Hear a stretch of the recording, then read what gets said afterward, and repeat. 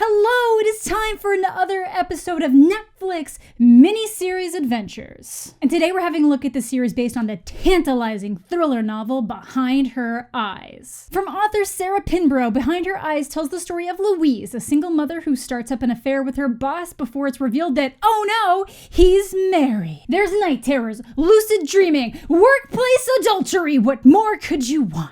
But before we get into that absolute insanity, I just wanted to let you guys know about today's sponsor, Stereo. Stereo makes it super easy to host shows on any kind of topic you want, either with friends or just someone else who happens to be using the app. If you want to talk about movies, music, cooking, how Twilight is basically like a metaphor for abstinence, even though it has inspired a wealth of explicit fanfiction, you can do it! Last night I talked to one of my longtime best friends about the underrated genius of the Speed Racer movie. Agatha is a monster and Speed Racer is amazing and everyone should go watch it immediately. Yes, when you're watching Speed Racer, you're watching art. I've been having a great time planning out these shows, talking with friends, and having people from the community weigh in while I'm live. I'll be hosting my next show tonight on February 25th at 6 p.m. talking to Brendan Steer, who is the director of the Velocipastor, about his creative process and what attracts him to making movies so bad that they're great. And I'll be talking to him again on Sunday the 28th at the same time about the Twilight Renaissance and how its legacy has gone on to inspire things like 50 Shades of Grey. So if you want to join my broadcast, make sure you download the Stereo app and click my link in the description down below so you can follow my show. So before we get into it, this show is simultaneously so standard and bland that it felt like it should or could have been a movie, or just like an extended episode of Criminal Minds without the FBI agents. But the last 10 minutes, and I do mean the last 10 minutes, are so wild and off the rails that it's gonna hook viewers on that alone. But does a wild ending redeem a show or make it worth your time? My vote is no. Even though you could just finish this on a lazy Sunday and it might be worth it for that, this show is still about 6 hours of your time and I would probably rather just watch something else. I tend to really like thrillers, but I felt like I knew exactly what was happening pretty much the entire season, again, until it completely goes off the rails. But even when taking that into account, because of some of the changes they made between the book and the show, the reveals aren't as shocking as they could have been. And some people are definitely really gonna like it, because to some people, those big end-off moments are worth it. But let's get into it! So first off, we're introduced to who is supposed to be our protagonist, Louise, again, a single mother who goes out to have a drink with a friend for the first time in ages, but she gets bailed on and then accidentally makes this guy David spill his drink all over himself. But after his initial anger, the two actually have a very nice conversation. They're flirting, he's asking her if she wants another drink, has the same accent as Peter from Bly Manor. I like your company. It's romance in motion! What did I hit? Oh my god, I hit Lucy. Until he goes in for the kiss goodbye, which he abruptly cuts short and says, I can't do this. I'm so sorry. So what could and should have been a one-off awkward encounter quickly turns into an even more awkward situation when she sees him being welcomed as the new psychiatrist at her place of work with his wife. Uh-oh, awkward. How's she gonna get out of this mess? Psst, she's just gonna make it worse. Oh God. It's me.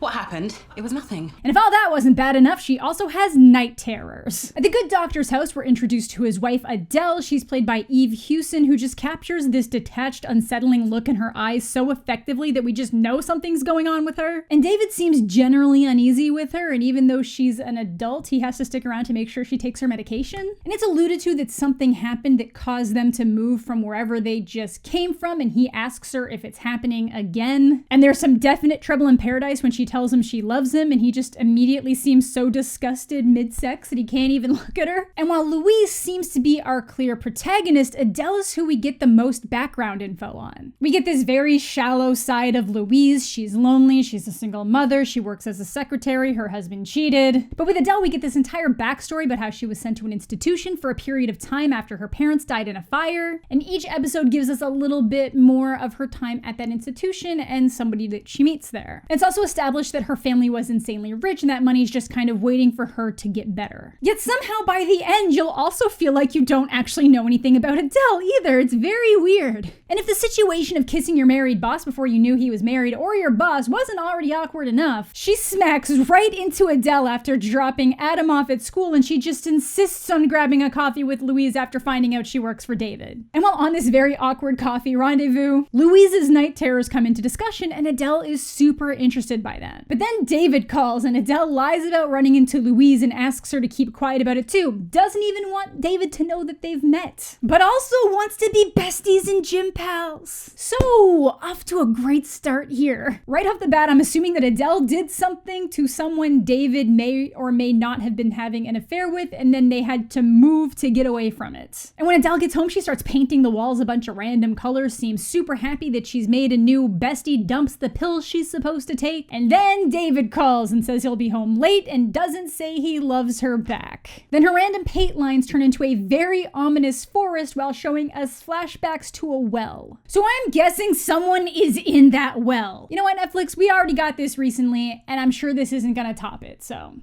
Then we get some more information about her time at the institution. Her and David were already together at this point, and she makes close friends with a guy named Robert who has night terrors, and Adele just doesn't seem to sleep much, so they make for great friends. And we find out that Rob's in here for self-harm, and he also does heroin. Now, something that I noticed is that all these flashbacks seem to be happening from Rob's perspective, which makes sense later, but it doesn't really make sense now. And while Adele is clearly in love with David, Rob has this clear admiration for Adele, but makes it clear that he prefers big fat throbbing cocks, which isn't something that was established until later in the book, but I guess they're just really laying out those breadcrumbs for you. We also find out that David saved Adele from the fire before it could spread to her room, because apparently he was there to visit her anyways, but that's something that Rob doesn't necessarily believe. And while she's in the institution, she ends up signing away her rights and finances to David so that he can take care of like the burnt section of the house and keep everything in order. But do they even let you do that when you're in an institution? Don't they have to protect you from this kind of thing happening? Anyways, when David sees the painted woods, he's instantly unnerved, and we get a flashback to him looking down in the well where definitely someone must be. So did David kill someone and shove them in a well? Did Adele? Did they do it together? Who knows? Well, I do, because I finished the show, but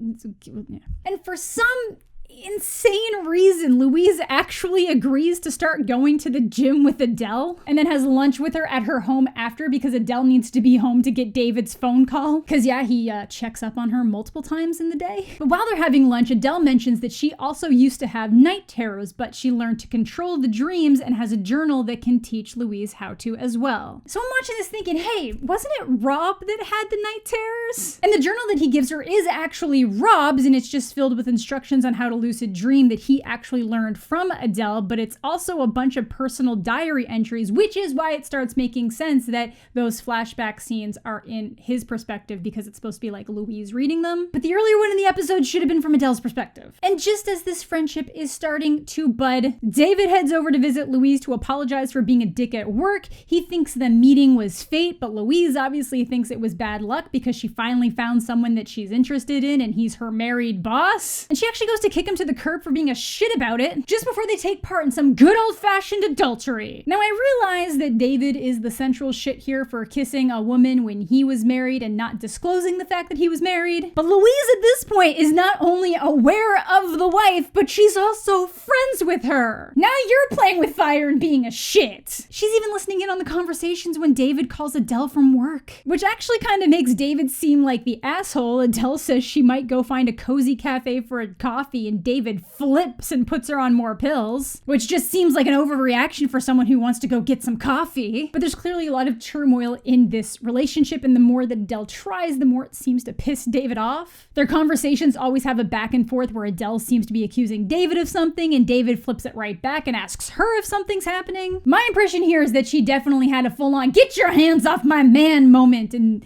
you know, it escalated. And Louise's friend is rightfully like, wow, it's like you're sleeping with both of them. You're not, right? And obviously tells her that she should get out of the situation before something even worse happens. But for some reason, Louise is hell-bent on sticking with it. She genuinely enjoys spending time with David, but she also really likes Adele as a person. It's insanity. Like, I don't know how she expects this to go. Even if they do decide to get a divorce, how is she gonna be like, oh good, now I guess I can tell you that I've been sleeping with your husband behind your back. Also, when Louise manages to get a handle on her lucid dreaming, she uses it to lucid fuck David in her sleep. So That's new. Definitely unique content. I feel like a lot of people are going to be trying to figure out how to lucid dream after this show. And if Adele's problems weren't bad enough, we see her on the hunt for drugs before she gets punched in the face. And David seems more concerned with whether or not she did something to someone else, but Adele just says she hit herself in the eye with a cupboard door. In the book, it's not revealed how she gets the black eye until much later, which made for a lot more tension in the moments, which would have been a much better choice for the show, but it seems like they're trying to potentially give you a breadcrumb for something else at the detriment of the thriller and tension aspect of the show. Anyways, this conversation ends with Adele saying that David knows he can't ever leave her, which left me thinking that David had something to do with whatever the well situation was, and Adele is blackmailing him. Then the next day, one of David's patients who pitched a fit in their waiting room and then came back after hours because he couldn't get a hold of him while he was with other patients shows up at David's house to try to see him and sees Adele's black eye. First off, do not go to your therapist's. Don't go to anyone's house like this. Just don't go anywheres. But he obviously assumes that David did it, and Adele definitely gives him that impression. But then when he reports it to David's boss, he actually says he saw David hit her. Now, as a viewer, if we hadn't seen her bopped by the drug lass here, we'd also be wondering if David did it along with Louise. But the show is clearly showing Adele manipulating so much of the stuff going on behind the scenes. Because it's here that we learn that this bitch is lucid dream stalking people and sees David and Louise adultering in the office. She does what everyone does in extreme turmoil after sleep stalking your husband and catching them cheating. Hits the gym to sweat out the misery. And then on the way out, asks if the gym can extend Louise's friend membership and call anytime after 6 to sort out the financials so that David would be around to get the call. Then she meets up with a patient who thinks she's been abused by David and apparently manipulated him into buying her heroin. You know, the drug that Rob did. Because we're immediately shown a flashback of Rob going to visit Adele at her massive mansion estate after getting out of the institution, and he brings heroin with him because even though he went through institution time, he just really likes drugs. And while he's told us he prefers Big fat throbbing cocks, he's very fixated on Adele and doesn't think David is going to do right by her. So he will. Yeah, I bet. But back in the present, we're entering a genuine Gone Girl moment after David gets the call from the gym, then sees all the text messages between Adele and Louise. And instead of flipping on her instantly, he goes to see Louise first, and she's just like, look, I didn't lie. I just didn't tell you that I was besties with the wife you've been cheating on, and we just bumped into each other one day. It's whatever. So shocker, David fires her because they start fighting and Louise reveals a little bit too much of her insider info about his life. Real convenient that her son's just been on vacation with the ex this entire time. Otherwise, that could have actually been some kind of conflict here. So Louise obviously learns her lesson and stays away. I'm just kidding.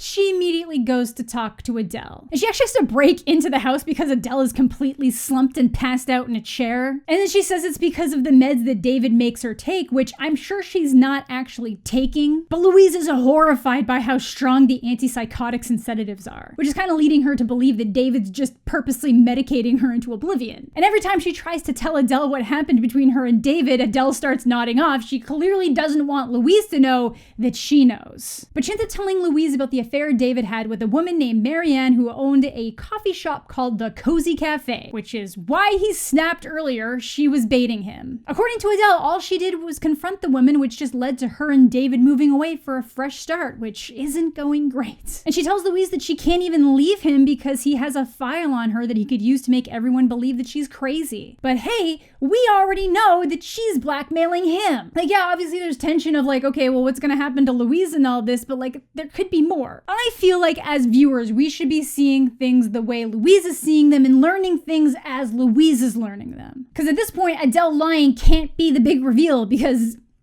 it's been revealed. So when David gets back home, he immediately starts asking Adele if he knew who Louise was when they ran into each other on the street. She, of course, says it was complete coincidence, but it is far more likely that she had been lucid dream stalking him around, saw him kiss her, realized they worked together, and then used that information to figure out exactly where to be to bump into her coincidentally. And at this point, whatever blackmail Adele has over David, he's starting to wonder if it's even worth it anymore. No one was ever going to know. Maybe they should. And just before the episode closes out, we see Rob at the bottom of the well. And earlier we saw David's watch at the bottom of the well. But it's also the watch that David let Adele wear. So at this point, we are being led to believe that Adele and potentially David were involved in killing Rob and concealing it. But that for whatever reason, Adele is completely okay with the fact that it happened and David is still torn up by guilt, but this is the reason why they're essentially stuck together. And at some point, Adele picked up the heroin habit herself, apparently. Now, Louise's friend Sophie actually comes back around to apologize, but after hearing everything is just blatantly like, wow, you're an idiot. You lost your job and you're still not dropping these two. Then we get what had to be a metaphor after Louise kicks Sophie out. Do you want it open or closed? Closed.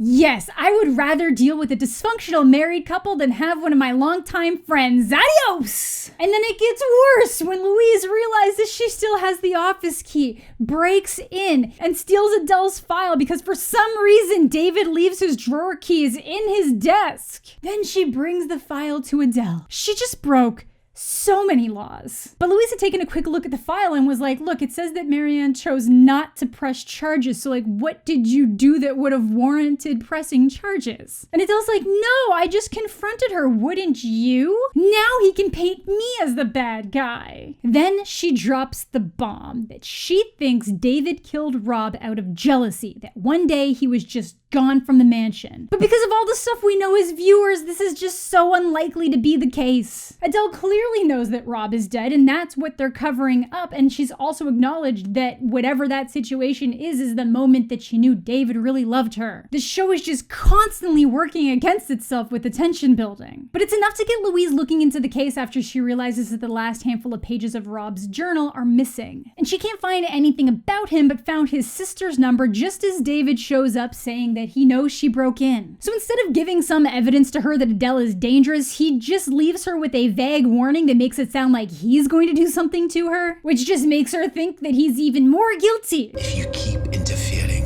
you're going to get hurt. And this whole thing effectively pushes David to his breaking point. He doesn't know about the astral projection stuff, but still realizes that Adele just seems to know things, and it actually pushes him to ask for a divorce. Don't say things you don't mean.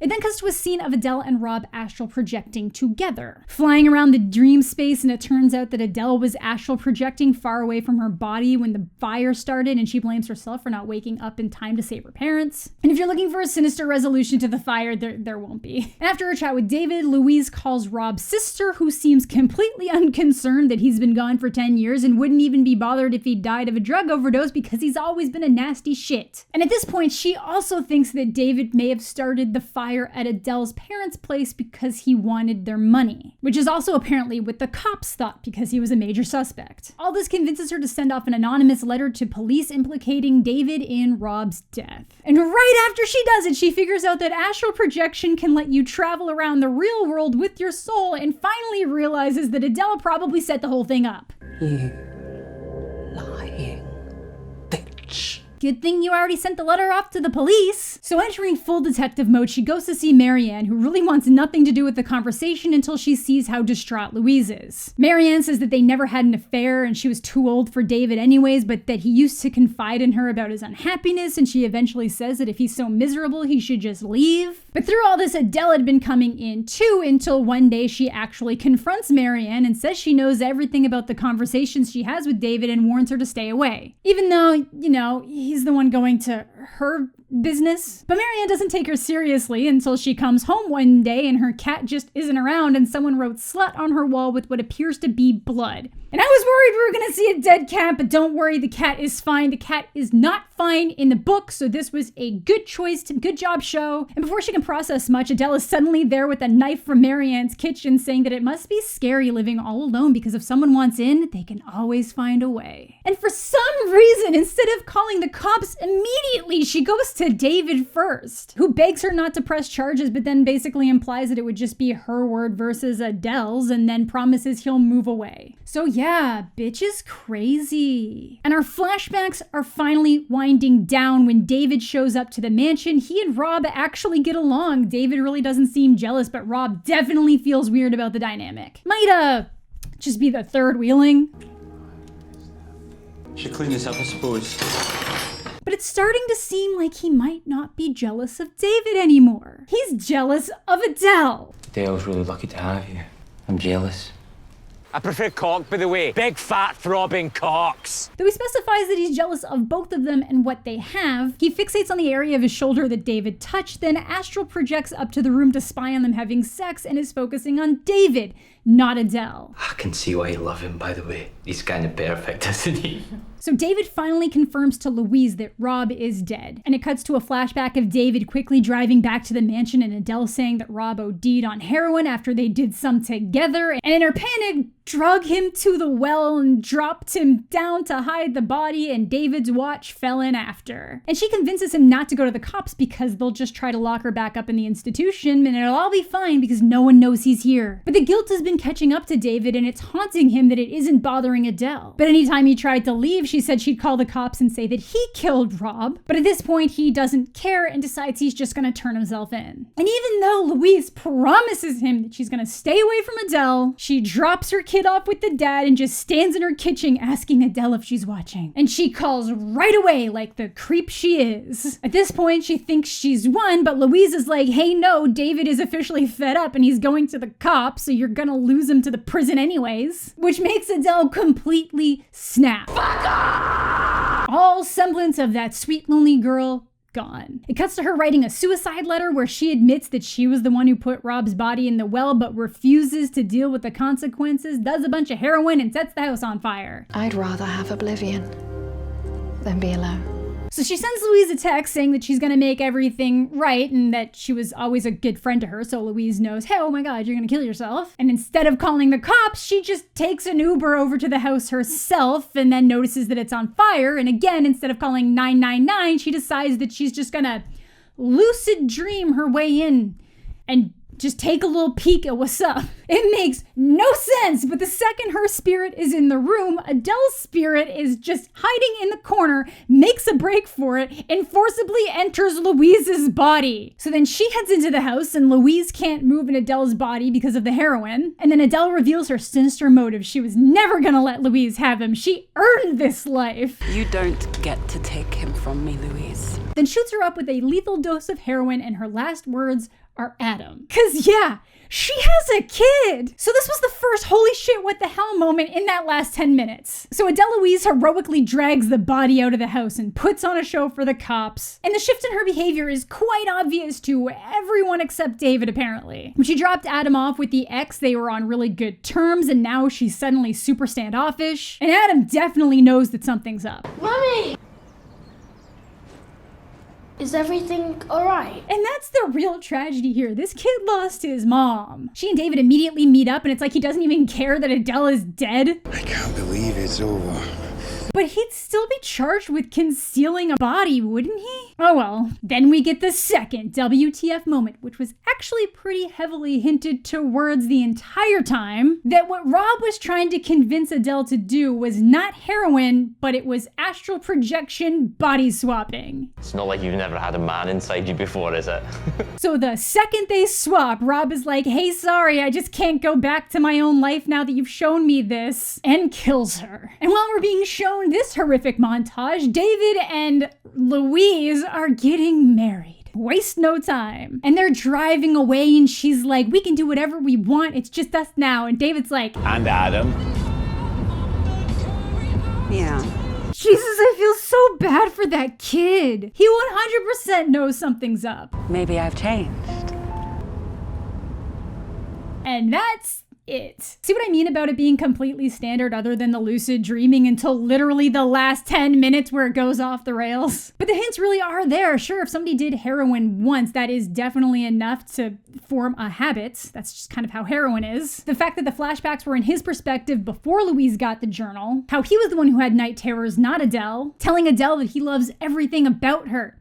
but it's just because he wanted to be her. And ultimately, in his unhinged delusions, he feels like he earned this life with David and would do literally anything to keep it, including body swap murder. Twice. Other than revealing some things way too early, this was actually pretty similar to the book. Like I said, there's the stuff with Rob's sexuality that didn't come up quite the same way. The black eye is definitely something that builds into a reveal. Now, the house fire origin being up in the air is something that might bother a lot of people, but at this point, there's really no reason to believe that there's anything super sinister going on there because Adele was still Adele. The unhinged behavior is all Rob. And another change not mentioned that was in the book is that when Rob killed Adele, she was pregnant. So he ends up having an abortion because kids just weren't part of the ideal life. Maybe you can just go live with your dad, Adam. Oh, and in the book, there was actually a large section that was dedicated to the fact that Rob was purposely bringing her to the gym to get her in shape and getting her to stop smoking so that her body would be in a better shape for that transfer. The plot ran deep. So that is behind her eyes. I can see why some people would really enjoy this on a lazy Sunday, but I have so many little issues with this that even when it goes off the rails in the last 10 minutes, like I just don't think that it was worth the previous 5.5 hours. I do think some of the changes were made so there'd be some breadcrumbs for people to go back and think about once the show was done. But if you're really paying attention, the hints are there. Like I kind of thought that Rob made a move on David, which would have resulted in maybe him accidentally getting pushed in the well and then they have to cover it up. So I will say that astral projection body switch was shocking. But yeah, I don't see myself ever watching this again. Like again, it just feels like there's no real substance to these characters. Louise being so poorly and shallowly developed and then literally becoming a vessel for an unhinged murderer. That's just